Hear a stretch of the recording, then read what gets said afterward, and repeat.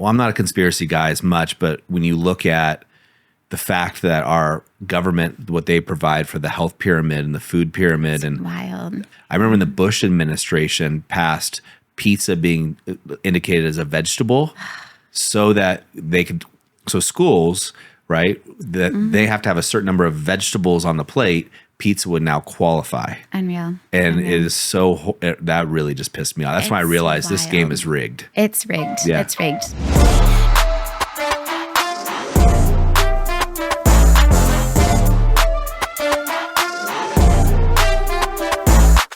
Hey guys, welcome back to another episode of the TPM podcast. And today we're joined once again by a very special guest, Dr. Marie Agnew.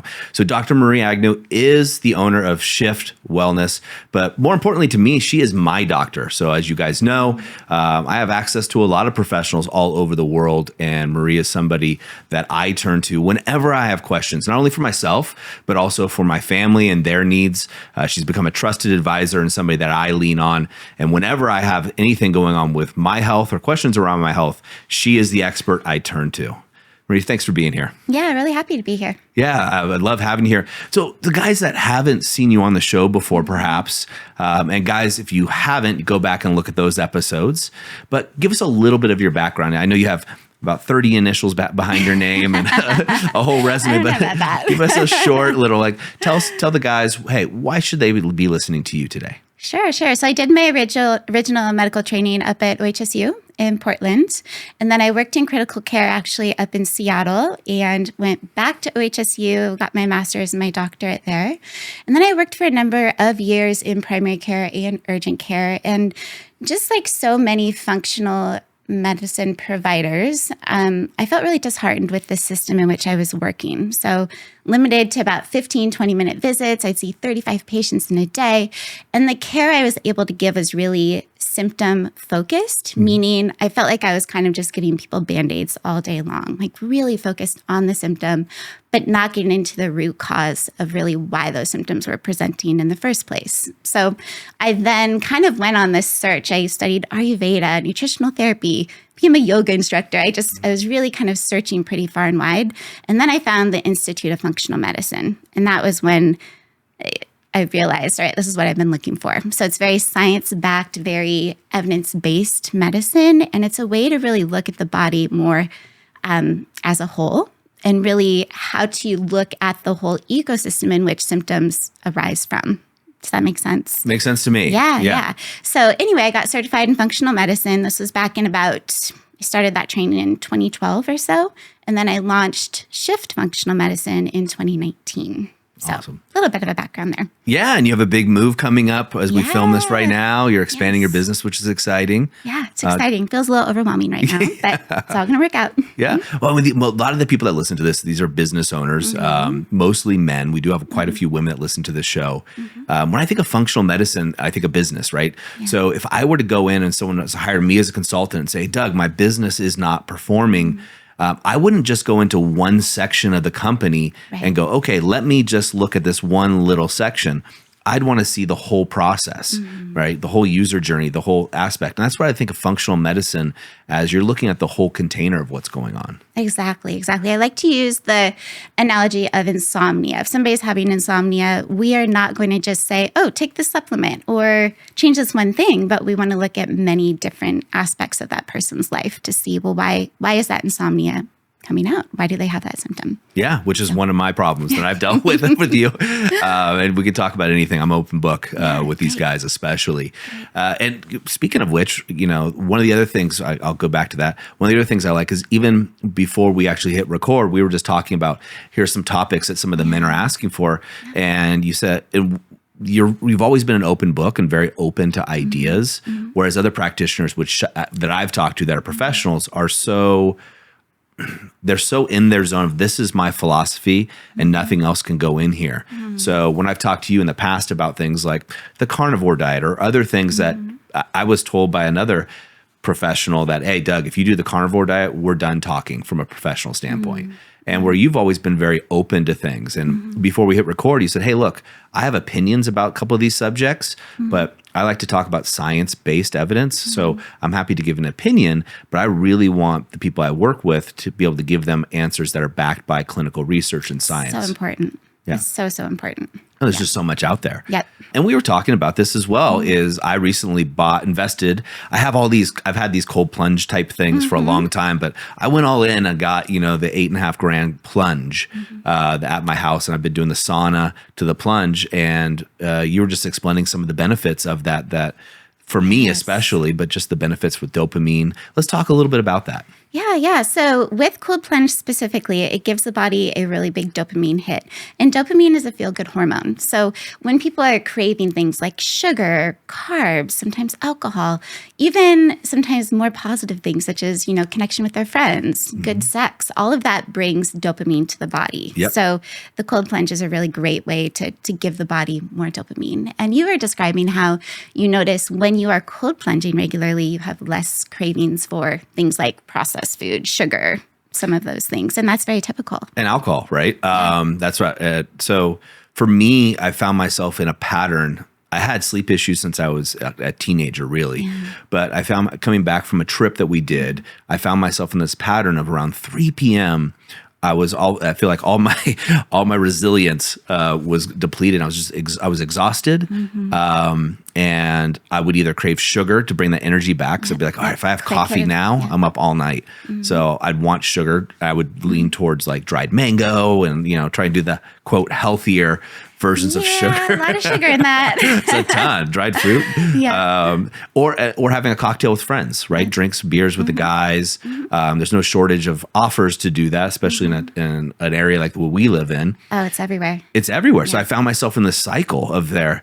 And Ryan Peach, who works with us, is one of our advisors. So for men that want to get on a call, they're interested in our program, Ryan is one of the guys. He's been through our programs. He came in as a client, transformed his life. So he's come in as he bought me, as I was telling you, this Nordic spa treatment.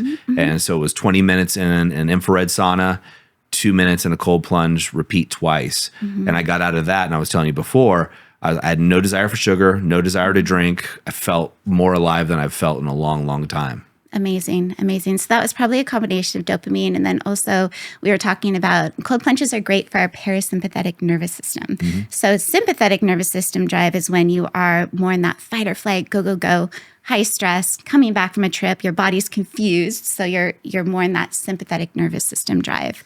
Parasympathetic is going to be more rested, more rest and digest, more able to kind of chill out a little bit. And so we know cold plunging is really great for our parasympathetic nervous system tone, meaning the strength of our parasympathetic nervous system.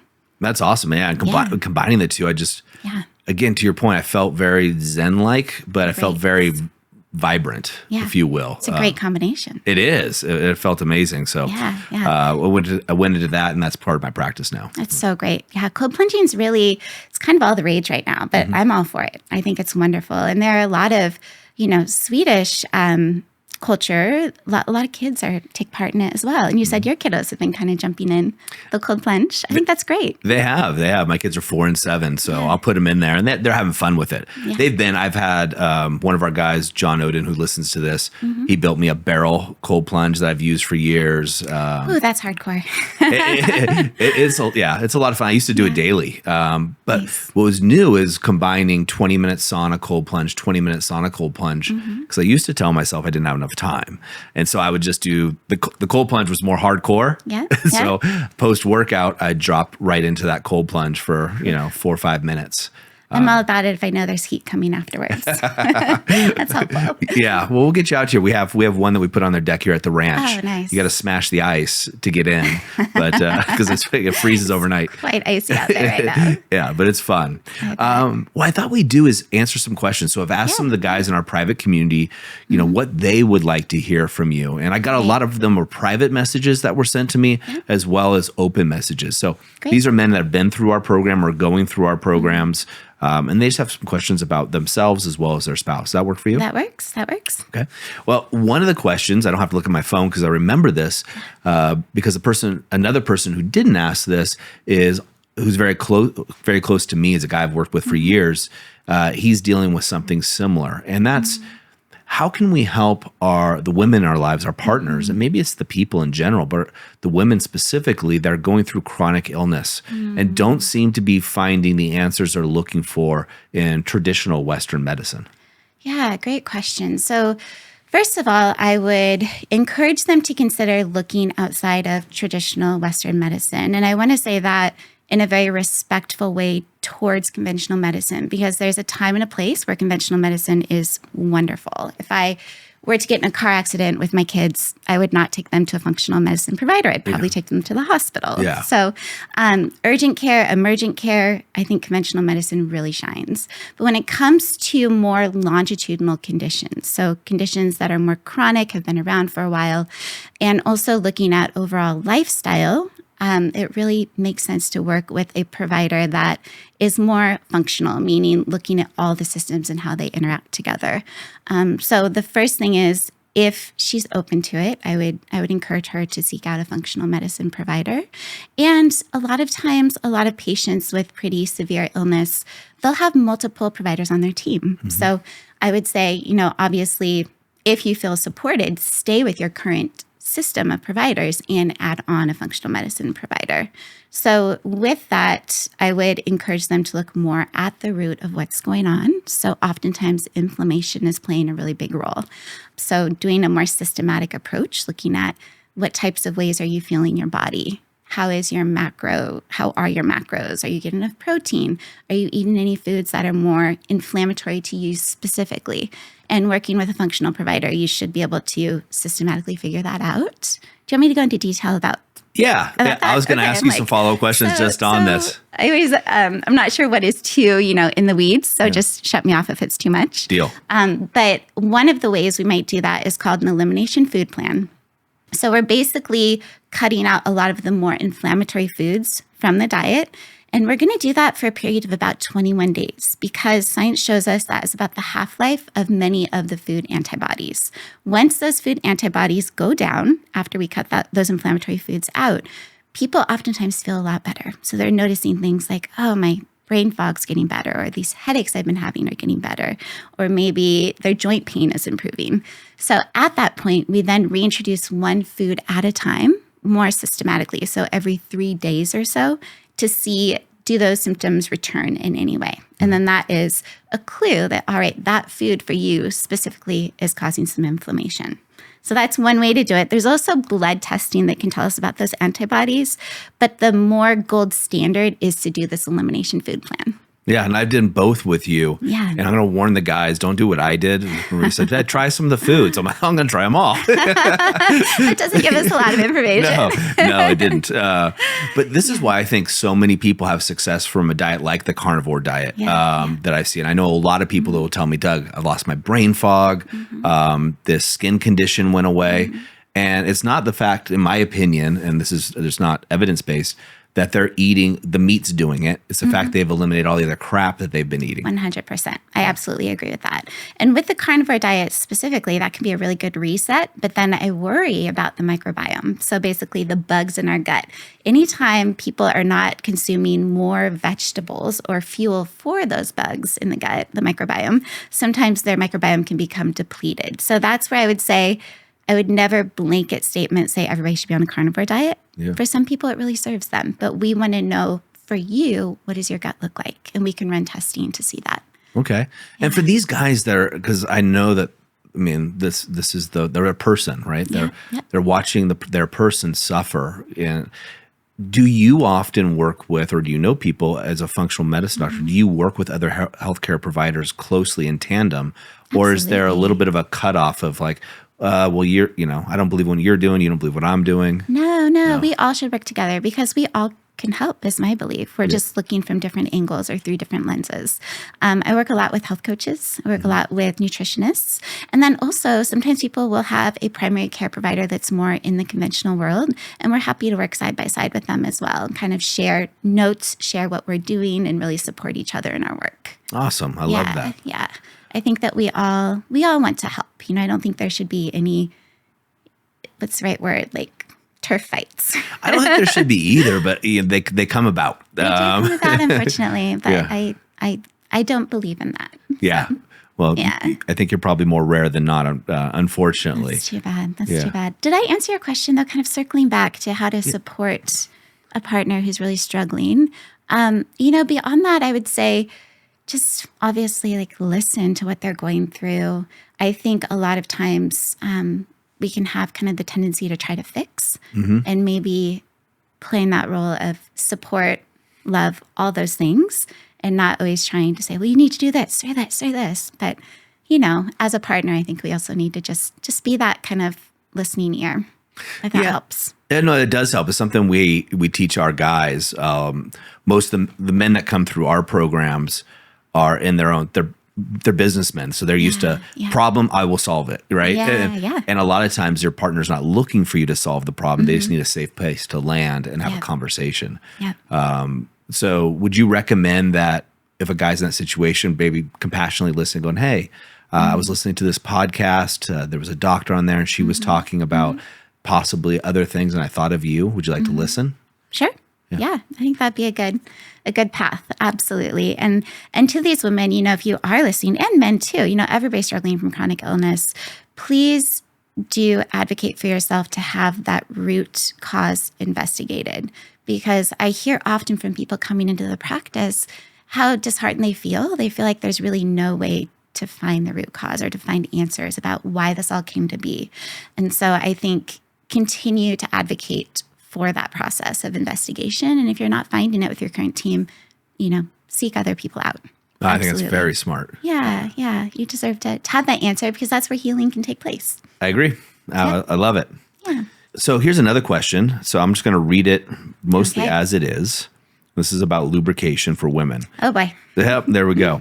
So with respect to women's health, what lubricant is less likely to cause a reaction? Rather than endlessly searching or trial and error, what is generally safest? On the other side of this equation, for menopausal women, are there natural remedies or things to help with hormone fluctuations, such as hot flashes and contrasting cold sensations? Or is this just something that's part of this stage of life?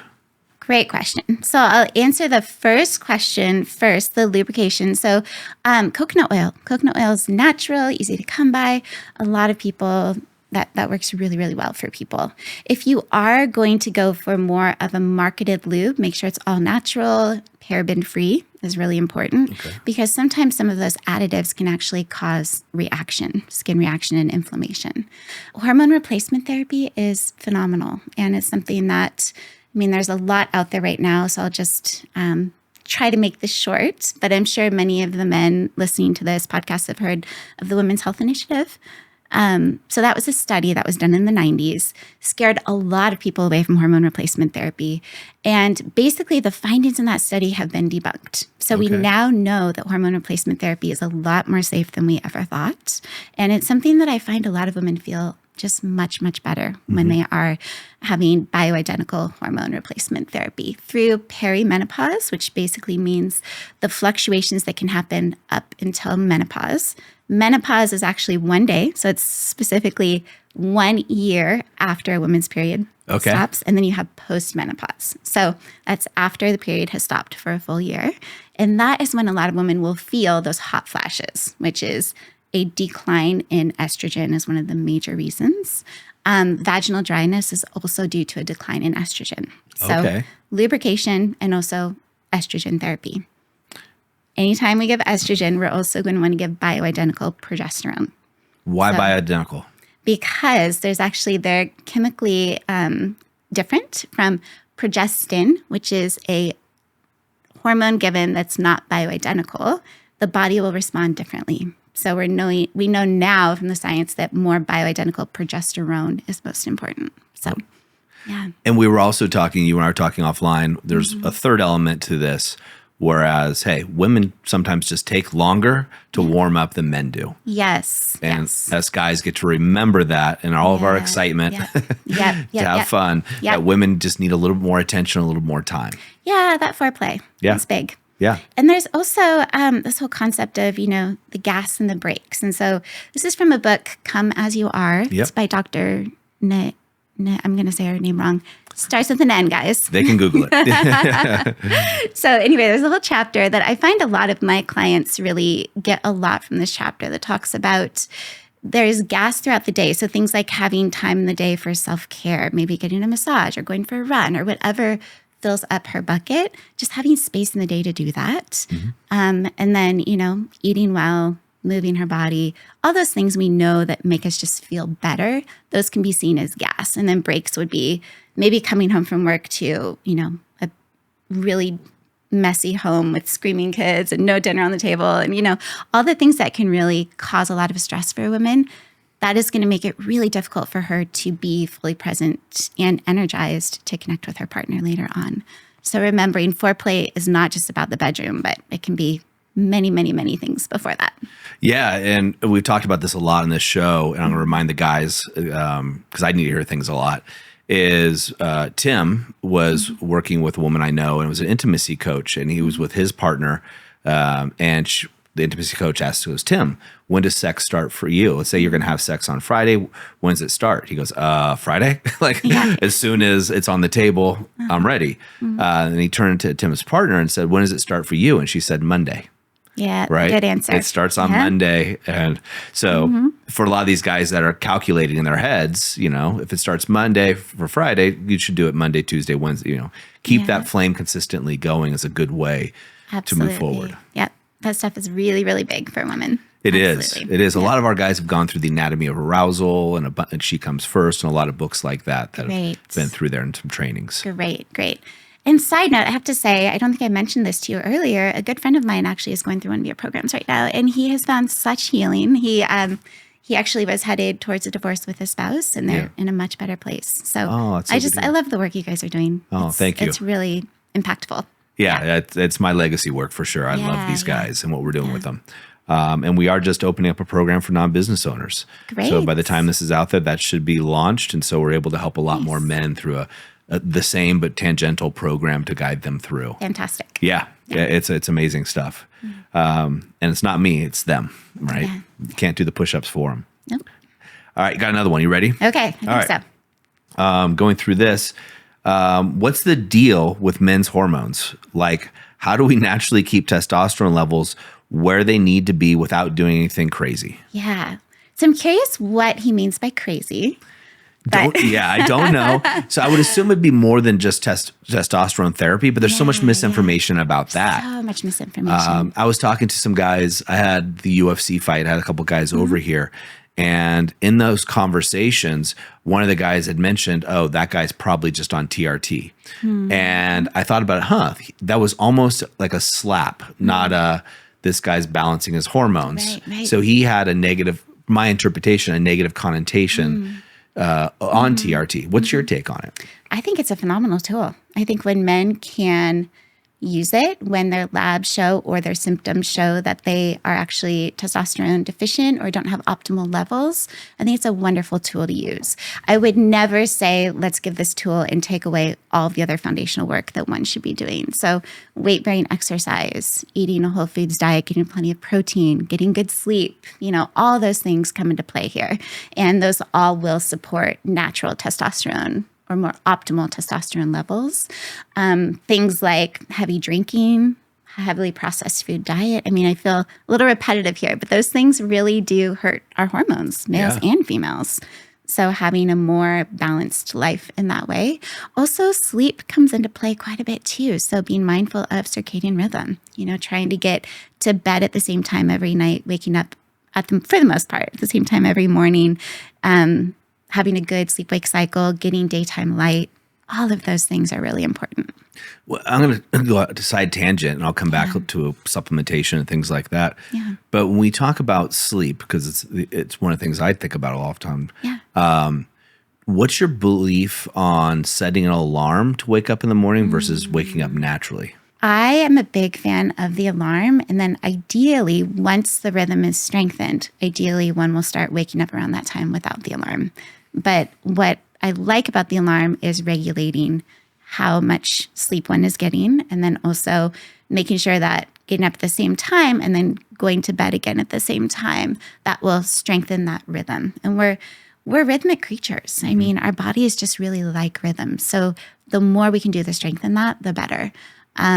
It's really difficult on the body to go to bed one night at like 10 p.m. and then the next night at 2 a.m. And it's really, really hard on us. That's why people feel so horrible after travel. Yes. Because our body's just confused. Yeah. No, I get that all too well. Yeah.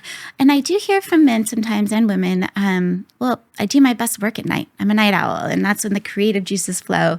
And to that, I would say you might actually do your best work early morning as well and feel better through the rest of the day. So it makes sense to experiment with it a little bit. And so this is not scientific. I'll give a little disclaimer. In Ayurveda, they actually talk about different times of the day matching with different doshas. And I won't get too into the weeds there. But basically, they believe that the most creative time can be more when the sun is highest in the sky, so middle of the day, and then also 10 p.m. to 2 a.m., middle of the night. And that is why a lot of times people, if they stay up past that 10 p.m. time, they'll feel a lot more creative and a lot more kind of a second burst of energy. But scientifically, we actually know the body does a lot of cleaning house between that 10 p.m., 2 a.m. time. So if we can be asleep at that time, we actually are much better for it. So does that make sense? I feel like I got a little out there for a second. No, you didn't get out there at all. It makes complete sense. So I used to be the after 10 p.m. work. I was a night owl. Then in my early 20s, I was a head strength coach for a while. So being a head strength coach, you're up at 5 in the morning if you're lucky. That's a sleep in type schedule. And so it took me probably a year or so, honestly. And after that year, I became a morning person. And now today I find myself getting up at 4, 5 in the morning naturally. Like I had no alarm for today because I wanted to be really rested, and I popped out of bed at 5 o'clock in the morning anyway. Great. And I am definitely if I can get there before the kids get up, that is my best creative time to get the big problems focused on. Nice. Yeah, and I hear that from a lot of clients too. So it takes some experimentation, right? You have to try it out. Yeah. Awesome stuff. And then I was going to ask. So based on what I know of this guy who sent me this message, he sent it to me privately. When you think about things like ashwagandha that you hear about, was it tibulus testris, all of these supplements that can increase testosterone, my feel is that they can, but they can only do it so very little, and you're taking so much other stuff in your body for not much change. I have to say, when I run labs and then I always want to test for change, right? Make sure what people are doing is impactful. I don't see much of a laboratory change, unfortunately. I love the idea of it. I do. Yeah. But I do find that when people need testosterone, TRT or testosterone replacement therapy is the way to go. And if here's a question I get all the time. Doug, I'm scared that if I start TRT, I'll be stuck on it for life. Is that true? It's not necessarily true. Oftentimes we will want to do other work. So if somebody has a poor lifestyle and they start TRT, sometimes with their lifestyle, we can actually get levels up and then slowly take them off TRT. But oftentimes men feel so much better. Maybe we can decrease the dose, but it's rare somebody will actually want to come completely off. And that being said, obviously we're monitoring levels, making sure we're not going too high. But those foundational pieces are important to have in play. And then with the TRT, it'll be case by case. If somebody's goal is to come off, they feel very strongly about it, I would never say you'll never come off. I think that it's doable. Those lifestyle pieces are big. They really do. They make a difference. I did it on my own, where I was on TRT for a little while. Doctor recommended, of course. And then we were trying to have our second child. And so everything that I was reading, the research I was doing was, okay, so I stopped TRT on my own, cold turkey, not the best way. Oof, yeah, that's not a good way to do it. And I don't recall having a significant downfall. Great. And again, hindsight's 20/20. I don't remember it being that way. That just felt horrible. Yeah. But I was very conscientious about making sure that the other practices I was doing, I couldn't get away with the breakfast burrito anymore. The things that I was using as an excuse, right? I had to clean up my diet and clean up my sleep to make sure everything was good. And then retesting and working with you, we decided, hey, let's go back on. Yep. Which has been great. Yeah. And you're also doing the lifestyle pieces. I mean, there's also sometimes. For the most part.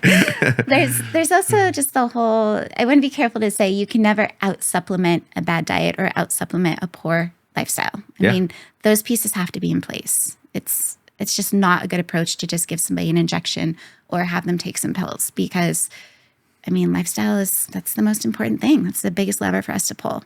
Also the most difficult for people, but you have some driven listeners. I mean, they can do it with some good guidance. And that's where working with a functional provider can be really helpful because I know I'm giving some blanket statements, but they're very general. And that's because there really is no one size fits all when you get more granular into recommendations. Everybody needs a different amount of different things. And that's so true. I mean, you have the hardest job in the world working with me because I was in the health and fitness space for 20 years. 20 years, and you get kind of, stuck in your ways. Like I already know all this stuff. And I help, I used to teach and run a book on performance nutrition. So it's easy for me to think that I know it and I don't need help. And you do such a good job of going, well, let's just try this, Doug. Just because you know it doesn't mean you're doing it. Well, there's also the argument that people can find exactly what they need in their 20s or their 30s. And then, different seasons of life, our needs change. Yeah. Well, I tore my rotator cuff. Apparently, you're not supposed to lift heavy 7 days a week, thinking, well, I got to catch up. So, we're our own worst enemy. But my point really is, coming to a professional like yourself, there's so much information out there, even whether it be strength training, whether it be nutrition, whether it be, hormone replacement therapy. Who do you go to trust is a question most people have. Yeah. And I can get at least overwhelmed by the chances. You talk to one professional, it's X, the other one's Y. Yes. And that's why having a trusted professional, in my opinion, is a really easy way to do it. Yeah, thank you. And it is overwhelming. I mean, you go to social media and everybody's telling you to go vegan or carnivore. There's just so much conflicting information out there. Yep. I would say the biggest thing to make sure of is that you are listened to, you're respected. And then also make sure that there's some actual lab work that's being done because you can't just look at somebody and know what they need. You need to see what their biometrics are telling you. And so having a more targeted approach is really important.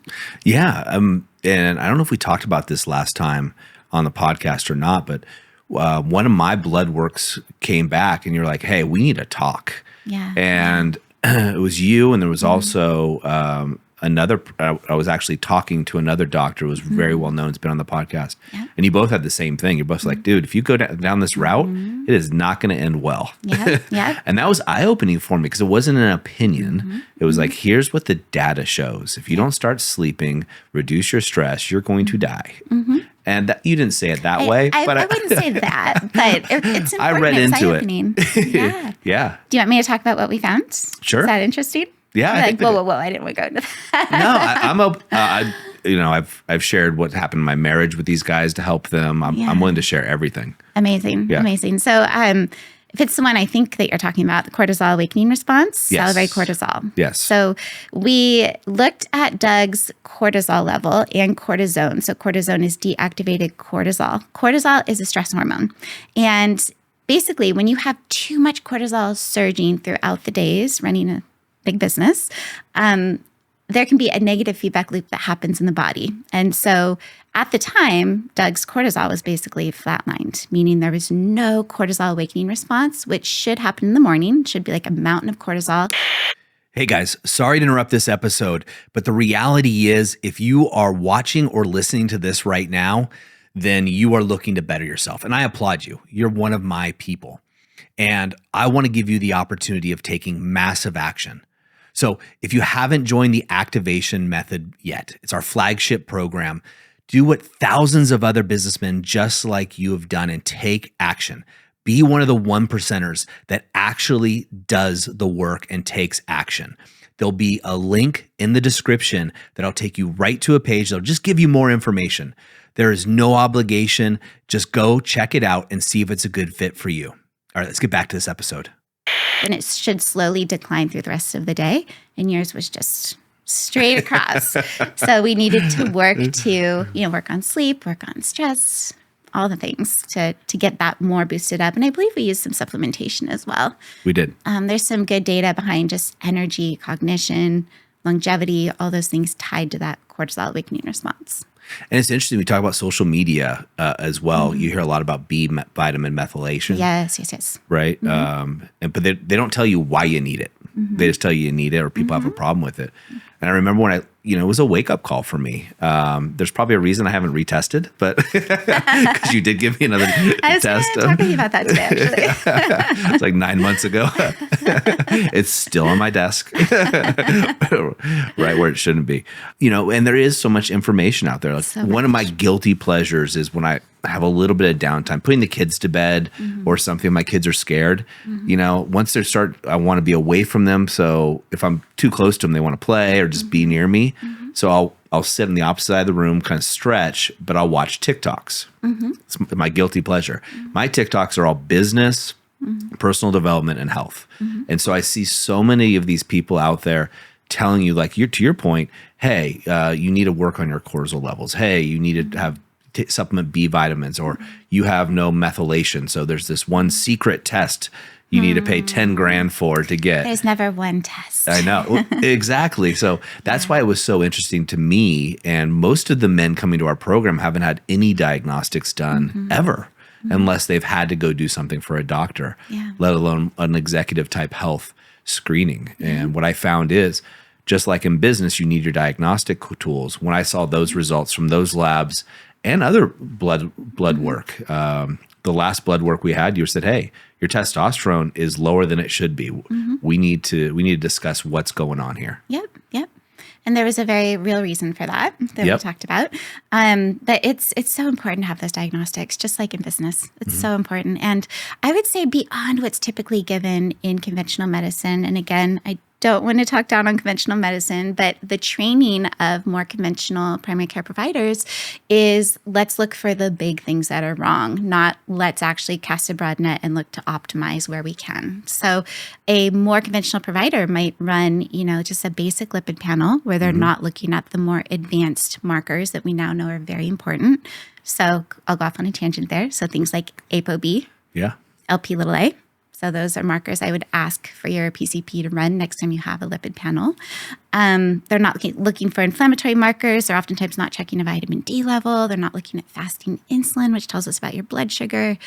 For thyroid health, and thyroid is really kind of the master of our metabolism and cognition. So oftentimes they're just running one marker called a TSH, or thyroid stimulating hormone. And I would ask for more than that. So do you want me to list off all these things? I don't know if this is too... Go for it. You might want to give them some of the acronyms. PCP, or primary care provider. Care provider, or the person who you see for your annual exam if you are going in. So anyway, with the thyroid panel, I would ask for a T4, which is a type of your thyroid hormone, T3, which is your activated thyroid hormone, a free T4, which is your unbound thyroid hormone, and free T3, reverse T3, and then I would also have your thyroid antibodies checked. That's more of an upstream exam where we're looking for things that could potentially cause problems later on down the road. So it's more of a proactive, preventative approach. These are tests that men in Canada, in Cyprus, South Africa, UK, they could have all these tests run as well, right? Absolutely. Fantastic. Yeah. And then it would depend, cash pay versus insurance versus, those are all questions to ask your provider or your insurance. It depends on coverage. Yeah, but at the end of the day, it's your health, right? It's your health. It's so worth. There's a lot of cash pay labs too that'll give you discounted prices for a big package. $200, $300 for a full panel. So not a big investment when it comes to your health. No, I spent my 20s and 30s running a private studio in Santa Barbara, California. I love Santa Barbara. It was great. I got to know these people so well. They're my family. Nice. But one thing I did see, ironically, is men now my age spending all the money they've earned to get their health back. Yeah. Right? Their time and their money they made all this money and income, and now they're like, oh shit. I need to now take care of myself. Yeah. And I think guys more than women, you tell me if I'm wrong, tend to put their health to the side. You are so right. And I know I'm one of them. I know you just reminded me there was a test that I told you I would do, or we're supposed to do. It was PSA levels, I think is what it was. Yep. And out of sight, out of mind. Remember what the lab did? Yes, they screwed it up, right? It was passion fruit. They Actually, That's they right. tested a passion fruit IgE level instead of PSA. I don't eat a lot of passion fruit. So it's probably low. Yeah, probably. I forgot about that till you mentioned. I just knew something got screwed up. And, Yeah. It wasn't a big deal to me. I was like, okay, we'll just do Yeah. it again when I get back from we'll Prague. check it. Cool. All right, let's get back to these questions for the guys. And, and guys that are listening, if you have questions that you'd like answered on this show, I'm going to invite you to email vip@thepowerfulman.com, like very important person at thepowerfulman.com. And I'll do my best to bring experts in like Marie here to answer those questions, whether it be about your health, relationships, business. We'll get into those. But I can't answer your questions unless I know what they are, guys. I'm not a mind reader, as most of you know. But I do have some more questions that were sent in to me that we can keep going through. If that's okay. Let's do it. Awesome. Absolutely. This one's cool. This is something like in my house, we're very conscious of. And we tried to be as conscious of here at the studio. You're going, what's this got to do with health? Yeah, at the ranch. But it's toxins are everywhere. Yes. How can we reduce exposure and improve overall vitality? Yeah, great question. So one of the biggest things is to have a really great water filter. And the Environmental Working Group, so EWG.org, they actually have a database where you can put in your zip code and they will show you the testing results for your area, and they will match it to what type of water filter is best to remove the toxins that have been found. That's cool. It's it's great. Yeah. So I would definitely start there. Obviously the food that you're eating. So I'm a big fan of organic when possible. If that feels overwhelming, again, the Environmental Working Group puts out the Clean 15 Dirty Dozen list every year. So basically they test a bunch of produce and they give you a list of the things that are the most pesticide, herbicide ridden and the dirtiest. So Apples, that'll be grapes. Exactly. Peaches, pears. And sometimes it changes though year to year. Okay. And then also the Clean 15, which is basically if you're not going to buy it all organic, that would be the list of things that you could get away with.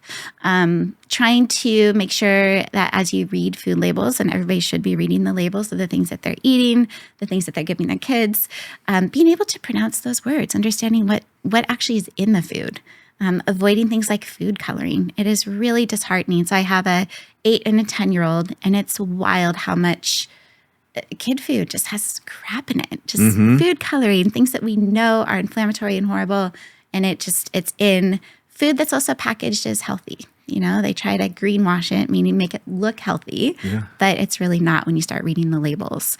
Those would be the biggest things. And then also cleaning products. So things that, you know, you're having used in your home or your office, making sure that it is doesn't have a lot of big chemicals in it. And I can send, instead of like reading through a list of a million things, I can send Doug a list of actually the biggest ones that I would recommend looking for.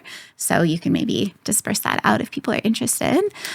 I'll jump in there. So guys, if you want that list, again, email vip@thepowerfulman.com. Our advisors check that inbox and let them know exactly what you want. Tell them you want Marie's list and resources, and we'll get those over to you. Yeah. And then I would say, similarly, any products you're putting on your skin. So I like to say anything you put on your skin, it's almost as if you're eating it because your body absorbs it. Yeah. And so things like lotion, shampoos, conditioners, you know, shaving cream, all of those things should be clean. So again, I'll send you that list. There's definitely a lot of things to look out for. Well, people don't realize your skin's your largest organ, right? Largest or second largest organ in the body. And you regenerate the skin cells, and there's different layers of skin that you have. Another one I was reading about, and we're very conscientious about it here because we host so many events for the men, and at my house is scents. Yes. Like, you know, what the sprays you use, the air fresheners and things like that. People don't realize that what you smell is actually a physical particle that you're then taking into your body. Yep. It can be really, really harmful. So things like those Glade plug-in fresheners, super toxic. Yes. Very, very toxic. Also candles. So those can be toxic. You want to make sure it's more essential oils or natural fragrances and more soy-based as opposed to petroleum. Yeah. That's all big. Yeah. I hear the argument of some guys like, well, that's, you know, the natural candles cost so much more. And they do, but it's your health, It's right? your health. It's because they're not your using the health. chemicals. I mean, I might be a little biased, but I'd say your health is the number one thing to invest in. Well, yeah. It's really important. Yeah. That's why I studied in college. I was like, I got one body. At least I'll learn this. Yeah, there you go. You know? That was smart. And then I forgot about it. And then also perfumes too, colognes, perfumes. Those can be really toxic as well. Yeah. It's interesting, again, coming back from Europe. I was there for a month and seeing right when I left is when this whole Kellogg's thing kicked off. Oh, yep. It just started in social media. And I knew about it because I spent some time in my previous life as a consultant for supplement companies. So what a lot of people don't know is the supplement, was it Supplement Care Act that Orrin Hatch helped pull off out of Utah, where basically most of the U.S. supplements you can buy off the shelves, we can't sell them to Canada. We can't sell them to Europe or ship them there. They're illegal because, they're not good. They haven't been determined to be good for the body. As the same as, people are learning now that big brands aren't allowed to sell what they sell in America overseas, so they changed the formulas. Yeah. So in Europe, you can't have a lot of the red and blue dyes. So they've made, I'm making this up, but Fruity Pebbles over there, they use something more natural to color. Yep. Which is just wild to me that we are not in the same boat. The fact that we allow that stuff. And in children's cereal. I mean, I don't even want to call it food, to be honest. Yeah. what that is made of. It's pretty bad stuff. So I'm hoping things are going to change. I'm really hoping. Well, I'm not a conspiracy guy as much, but when you look at the fact that our government, what they provide for the health pyramid and the food pyramid. It's wild. I remember when, and this is going to get political, it's going to piss a lot of these guys off, but, guys, this is just the truth. I remember when the Bush administration passed pizza being indicated as a vegetable so that so schools, right, that they have to have a certain number of vegetables on the plate, pizza would now qualify. Unreal. And it is that really just pissed me off. That's when I realized this game is rigged. It's rigged. Yeah. It's rigged. My kids, they go to the Ben Lapine school district. They have a day the school calendar will come out with, what the school lunches are going to be. Yep. And they have a day where a school lunch is a cinnamon roll. Cinnamon roll and a sausage patty. I mean, you can't make this stuff up. It's wild. We really need. Those are the days my son doesn't want to bring a lunch from home. Yeah, exactly. My kids still get their lunch from home, but sometimes they'll come back and not touch. And I'm like, what did you eat for lunch? It's cinnamon roll day, Mom. Yeah, it's wild. It is crazy. I think they do they're trying their best to do a good job, I think, at the school level, at the local level. I think they're trying. Yeah. I think more change needs to happen. And of course, it's easy for me to sit here and say that. And I know that there's, economic constraints and there's a lot that they're coming against. But I think we need to do better. I agree, especially for our kids. You look at, how do kids get away with the attention span kids have? You're asking them to sit in a desk all day, right? And then you feed them sugar. And then you give them a cinnamon roll for lunch. Yeah, and or for breakfast, I looked at it. It's French toast and waffles and all the good stuff. And I say good tasting for a kid. And my son, who's 7, is now, this is a very picky eater, but now all of a sudden he wants hot lunch. And so I'm going, yeah. I'm sure there's some peer pressure going on too and want to hang out with the friends. Yeah. But also when I look at it, I'm like, chicken nuggets and okay, let's see, how are we going to do this and navigate it? Yeah. I know we're going off on tangents, Marie, so I hope it's okay. That's okay. I mean, I think I'm guilty of it too. Okay. In Santa Barbara, when I lived there, there's a school called Peabody Elementary School, and it was a charter school, and my brother was the PE teacher there, and he subbed other classes. But what they did is they had their own organic garden, and I love that. It was awesome, and they had a chef, but what they did is restaurants would send their chef in a couple times a week, so different ones would rotate, and they'd bring in all organic vegetables. The kids were charged at a certain grade level of tending to the garden. They'd sell the vegetables to the chef for cooking. This. That money went towards one of their events that they would go on. And the food was so good, the parents wanted to come eat there, and they would sell on Fridays. You could go there if you're a family member and buy a meal, and it would be restaurant quality food that these kids were eating, all organic. That's so great. Yeah. And what that's teaching the kids too, getting in their gardening, getting in the soil, seeing where food comes from. Yes. I think that's all really important. And the economics. Like, hey, if you want to go to space camp or whatever it was, I don't remember what the thing was. You need to earn money. It costs money to go. And then the kids wouldn't have to. You had kids that were underserved or economically underserved or what have you. Kids that couldn't afford to go. Yep. And this was a way for them to pay for this program. So beautiful. So yeah, it was super cool. It's And really great. it didn't cost the school anything because you had the community coming in to volunteer. Yeah. Right. And for restaurants, there's some nice restaurants in Santa Barbara. Yes, there are. And their head chef would come in and cook for these kids. These kids were eating like kings and queens. That's incredible. Sounds like a really amazing program. Yeah, I think so. I think we could do more of that. Yeah.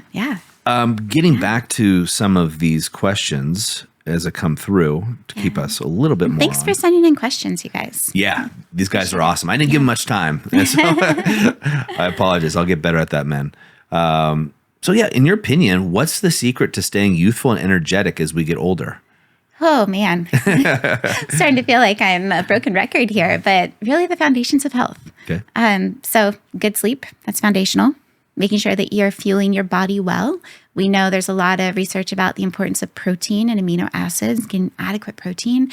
As we age, we naturally lose muscle mass. And so making sure that you're doing weight-bearing exercise and getting adequate protein can help keep that muscle on. And then also, making sure your hormones look good as well. So testing and really filling in the gaps where you need to, whether it be specific nutrients via your diet or more, food and supplementation is kind of an insurance policy. Making sure there's joy in your life. I mean, I think that that's something that we don't talk enough about. We talk about sleep and, all these other things, but laughter, joy, things that really fill you up, light you up, that's important. And that will, from a more scientific level, that's also giving you more feel-good hormones, and hormones are good for you. Those feel-good hormones such as dopamine, it's important to have in adequate levels.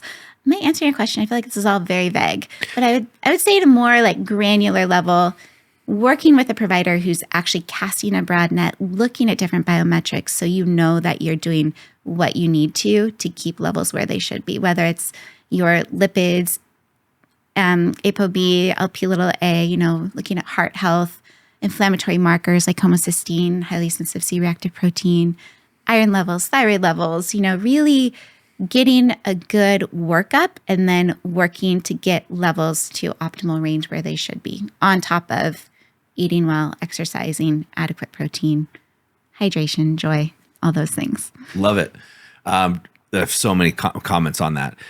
Joy is one of those things that so many men, especially, I'm not saying women don't, but I have a large data pool of men that we work with, thousands, they miss. And I even remember when I moved here to Bend, this is maybe a year or so afterwards, I was in a position business-wise where things were going really well without me having to be involved. And so I'm looking at setting goals. Okay, what's that next phase? What am I going to be doing? And I remember talking to someone. I go, okay, I'm going to go snowboarding every day, and I'm going to do that. That's going to be my goal. So I'll get really good at snowboarding because, as you know, in Bend, I live at the base of the mountain, close as you could get. And I thought, okay, this is great. I got the Sprinter van. I'll go up there. I can do it. And I remember someone going, what do you do? What do you want to do with your free time for fun? I was like, if it's not competitive sports, I was lost. Like all I knew was competition. Like when I lived in Santa Barbara, I played soccer, beach volleyball. Like that's all I knew. And I was completely lost. And I know there's other guys that are in this. I was completely lost what to do with my free time other than compete in sports, which I couldn't do in Bend, and start another business, which I did do, which was a mistake. I was running multiple companies at once because that I enjoyed it. And I actually didn't know what I'd liked to do with my free time other than that for just pure joy. Yeah. And I hear that from a lot of women as well. So I think for women, it is more a product of what's on the to-do list and what I need to produce or get done. Sure. And it's difficult to just sit back and not be productive and not feel guilty about it because there's always so much that needs to be done all the time. So it's kind of similar, same coin, different side maybe. Yeah. And of course I'm generalizing. But I also you're a business owner. the root cause of that, I wonder, and this is going off on another tangent, but how we were raised, right? I think it was all about what do you produce? And, just basically getting praise for getting the things done. And I think that parenting recommendations are shifting pretty significantly. And so I'm hoping that our kids' generation will actually understand, all right, actually feeling joyful and understanding what I like to do it's important. I think, it's hugely important. It's one of the first things we have the guys do when they come in the program. Awesome. You were talking about your friend. Yeah. I'm sure that's something that he was talked about to a certain level. Yeah. It goes deeper as the men go through the more advanced programs on really finding not just your purpose, but figuring out what it is that fills your cup. Yeah. I think so many of us, men and women, come home so depleted to our partners and to our families. We give the best of us to our business and the rest of us to everything else. 100%. Right? And that fits in with the earlier conversation with libido and lubrication. I mean, if we're spending our days and I guess this fits more with women because guys are just always ready to go, but not always, but yeah. But for women, I think that, just spending the days with the to-do list and feeling really depleted, it's just so difficult then for them to feel ready to give more.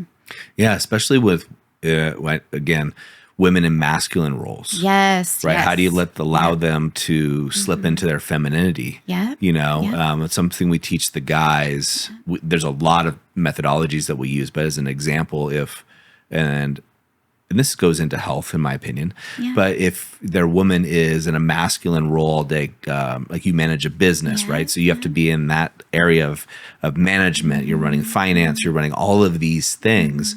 And then to come home, how is a woman to slip back into her femininity? And a lot of guys will complain like, well, my wife comes home and I'm just an employee. I just get managed. Yeah. And so one thing that we'll give them, this is just an example, Marie, is and this is hopefully paints a picture for the guys. Now, guys, don't just do everything I say exactly how I say it because your wife's going to pick up on that's not your words. But draw her a bath and get her a glass of champagne if that's appropriate, or wine or whatever she likes, or coffee and a book, and say, babe, I drew you a bath. Go take a bath. Go relax, and come out when you're ready. Yeah. And give her space to do so. So it allows her to recharge. Absolutely, and I think that women can own that too. And be responsible to know that our mindset needs to change and give ourselves time to shift. I talk with clients a lot about, how maybe you change out of your work clothes into something more comfortable. Maybe you jump in the shower and just take some deep breaths, let the stress of the day kind of wash off of you. All of those things can be really impactful and just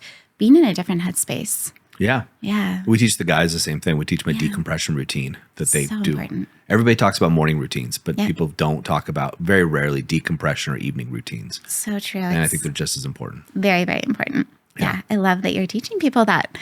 That's great. And then also the masculine feminine energy is big. It really is. Huge. Yeah.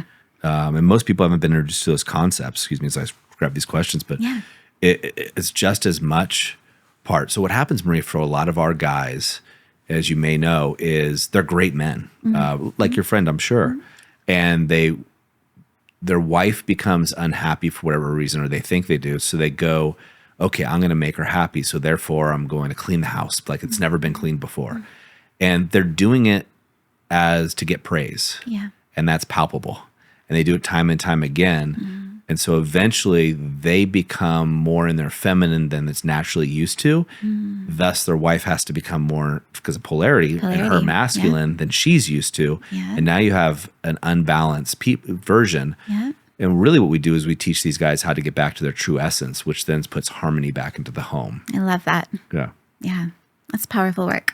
It is. And that's why a lot of these guys change after a few weeks. It's incredible. And that goes back to, foundations of health, right? Harmony in the home, feeling, I think it's just also important when we look at health holistically. It's not just about those biomarkers. It's not just about the labs. It's about so much more. It is. Yeah. And I love the holistic approach. Yeah. Because you're a human, you're unique, you're a unique individual. And for me, like the issues I've had with sleep my entire adult life, if I was just given a pill, which I have been before, it doesn't help at all, right? You're not going to the root of the cause. And when I sat down with you and you're like, okay, let's talk about your lifestyle. Let's talk about your diet. Let's talk about your stress levels.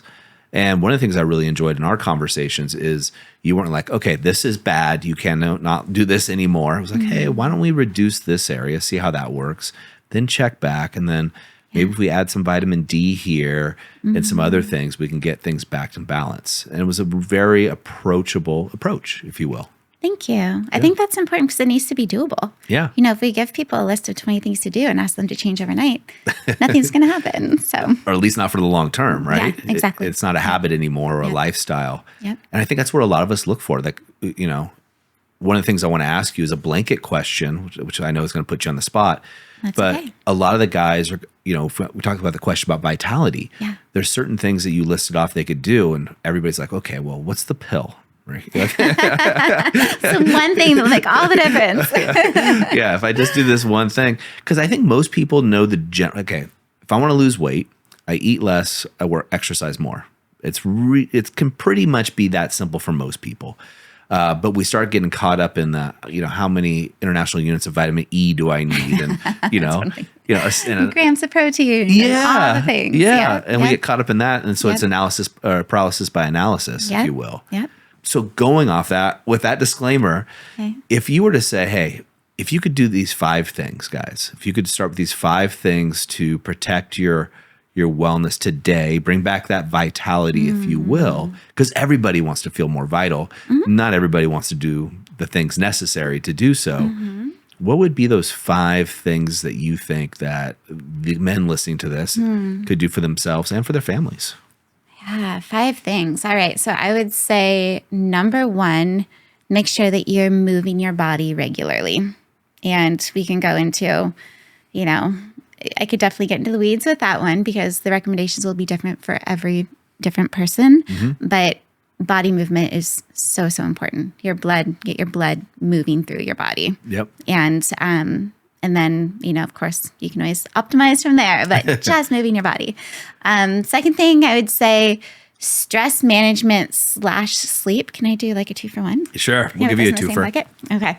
Because we want those stress hormones to not be raging throughout the whole day. So understanding how you can calm your body in the midst of a stressful environment is really big. So whether that's learning diaphragmatic breathing, being mindful of your narrative and basically that inner voice and what it's saying, being mindful of your signs of stress. So do your shoulders go up? Does your heart rate go up? Do you start, you know, clenching your jaw? Like what is a sign that you are actually embodying stress, and how can you calm your body? So that would be number 2, along with sleep, because sleep just fits into that in my mind. So 1, 2. 3, I would say a combination of gut health. So making sure you're having regular bowel movements. That means daily. Ideally, can I get kind of graphic? Get as graphic as you want. So gross. I'm sorry. I just have to go there. They should not be liquid or diarrhea. They should not be hard. They should not look like rocks, your bowel movements. It should be more like a snake or a log. And the reason I bring that up is because if your bowel movements are off, that shows dysbiosis or inflammation in the gut. And the term dysbiosis means basically an imbalance of the bacteria or your microbiome. So that's important to have investigated and treated with a functional provider. So gut health is important because it's really foundational to overall health. It's how we absorb nutrients. It has a lot to do with hormone regulation, has a lot to do with inflammation. It just has a lot to do with a lot of things. Along with that, your diet. So primarily whole foods. Cut the junk out, all the processed stuff. I won't get too granular here as well because food and nutrients should be more personalized to each person. Different people will need different amounts of things at different seasons in their life. So I never would say there's one size diet that fits all people. But again, working with a nutritionist or a practitioner, somebody who understands how to really fine tune what you should be bringing in will make a big difference in just overall inflammation, how you feel, cognition, all the things. What number am I at? Is that 4? I think it's 4. Yeah. Okay. Ooh, one more. I mean, it all ties together, right? But I would say overall, like we were talking about, making sure there's connection, making sure that there's joy, making sure that you have some things in your life that fill you up, light you up. That's really, really big. And that ties into everything else as well. Awesome. So, yeah. Those are good 5. Okay, good. Yeah. Thanks. Yeah. So I'll recount them the way I heard them. Exercise, move your body, get off your butt, right? 100%. They used to talk about sitting being the new smoking, so to speak, for health biomarkers. So move your butt. Second one you talked about is, hey, reduce your stress, bring it down, regulate your body, and also get great sleep. Can I interrupt you for a second? Absolutely. I don't know if it's always in people's power to reduce their stress, right? Okay. So I would say more so, what can you do in the midst of stress to calm your body and not react to the stress? And so how can you be in a room getting inundated with stressful things, but not having any type of a body reaction? So that's where those kind of grounding tools come into place. So deep, slow breaths, things like that. Yep. And so for guys that are in the Brotherhood or Inner Circle or one-year mastermind groups, there's a whole masterclass on grounded masculinity that goes deep into breath work, and there's some breath work classes you guys could do too. Seriously, when are you bringing this out to women? Because I love everything you're doing. We want to. The master classes are awesome, by the way. Yeah, I bet. We need to get you in there. Yeah, But so eventually we'll get this to the ladies. We want to bring it. So first it's the men. Our whole mission is to save the children.